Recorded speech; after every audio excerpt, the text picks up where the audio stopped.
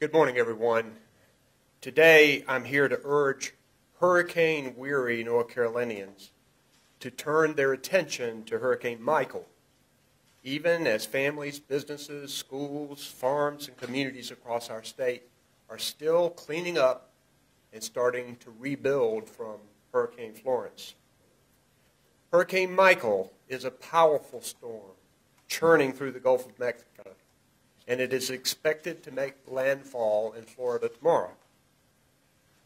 Even though North Carolina won't take a full force hit this time because of the forecast track, we need to brace ourselves for strong winds and rain.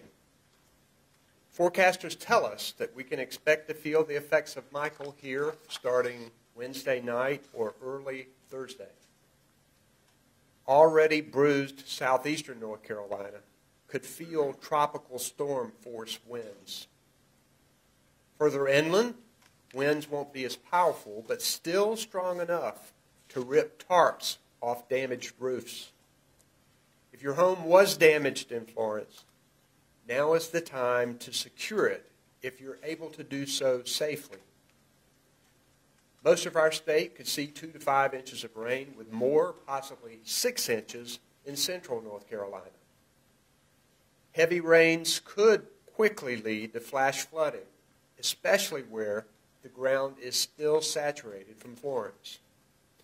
Wet ground also means that it won't take as much wind to bring down trees and with them power lines.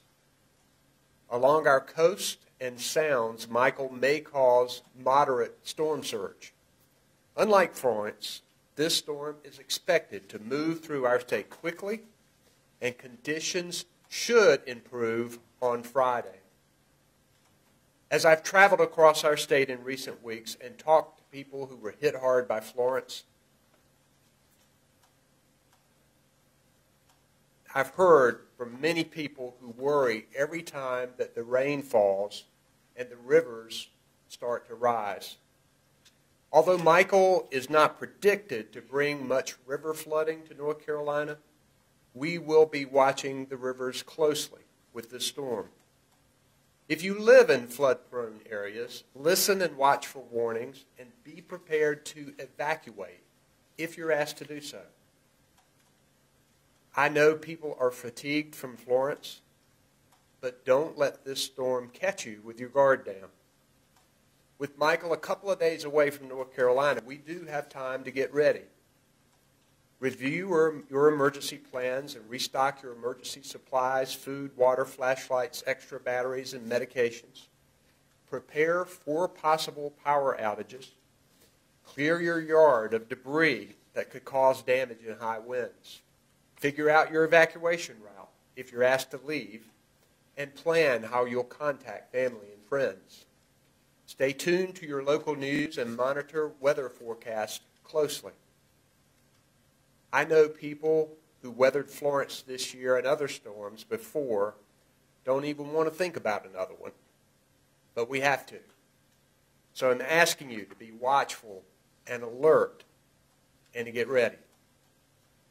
Here to talk about North Carolina's preparation for Hurricane Michael is our Emergency Management Director, Mike Sprayberry. Mike? Thank you, Governor. Good morning, everyone. The State Emergency Response Team is approaching Hurricane Michael with an abundance of caution, as we know our counties are still recovering from being hit by Hurricane Florence. The State Emergency Operations Center is activated at a level 4 with just North Carolina Emergency Management employees at this time. Tomorrow at 1 p.m., we'll activate to a level 3 and include several important State Emergency Response Team partners to ensure that we're prepared to respond to any impacts from Hurricane Michael. We're also monitoring Michael closely and have been in contact with the National Hurricane Center to ensure that we have the latest forecast data. While we don't expect Michael to be as damaging as Florence, it's important that we remain prepared at the individual, local, and state levels. We want no surprises. To that end, we urge everyone to use the NCEM Flood Inundation Mapping and Alert Network, known as FIMAN, to ensure you are aware of potential flooding in your area, by logging in at fiman.nc.gov. That's fiman.nc.gov. You can also sign up to be texted or alerted by email when rivers or streams begin to rise near you. State emergency response assets have been alerted and are prepared to deploy as needed.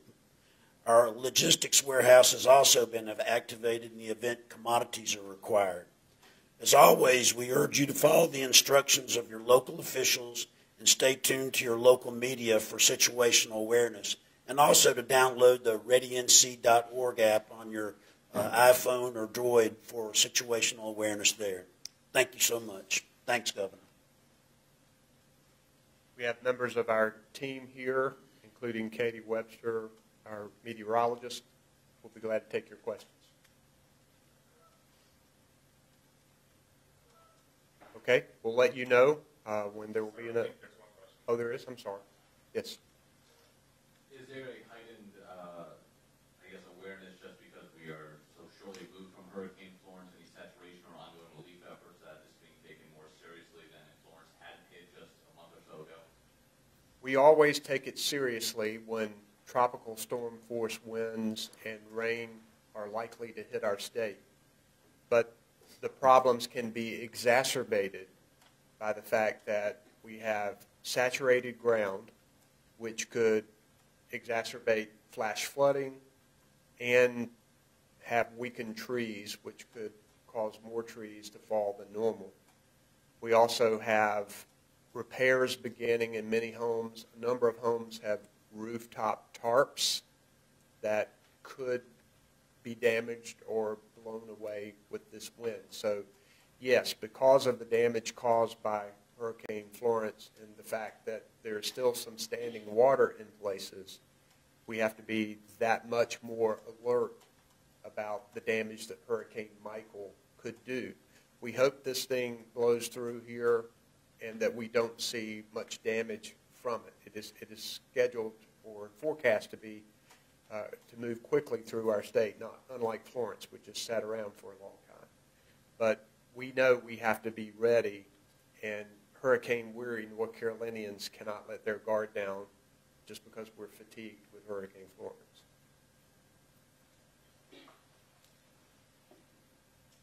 Good morning. Lenny Sue Hall with Spectrum News in Raleigh. We heard from a lot of farmers yesterday who are just, they're devastated after Florence, Matthew, and what do you have to say to them and what is being done when it comes to agriculture? I'm going to be coming forth very soon, maybe as early as tomorrow, with budget recommendations for the State General Assembly that's scheduled to come back into session next week. Agriculture, farmers, it's our number one economic driver in North Carolina. It's important that we help keep them out of bankruptcy and keep them farming in North Carolina. So we will have a significant proposal to help farmers in our package and look forward to presenting that to the General Assembly. Farmers have already had a lot of crops destroyed, such as tobacco and cotton, and now they're digging sweet potatoes and peanuts, and there's already some rot that we've seen from that because of Florence. They don't need any more rain right now, but we're probably going to get some. As to how further damage that will be, we'll have to wait and see. Governor, at this point, there are no cancellations. There's nothing with the state fair planned to alter any schedules or anything. We're not aware of anything at this point. No cancellations at this point. Okay, we'll let you know when the next briefing will be. Thank you.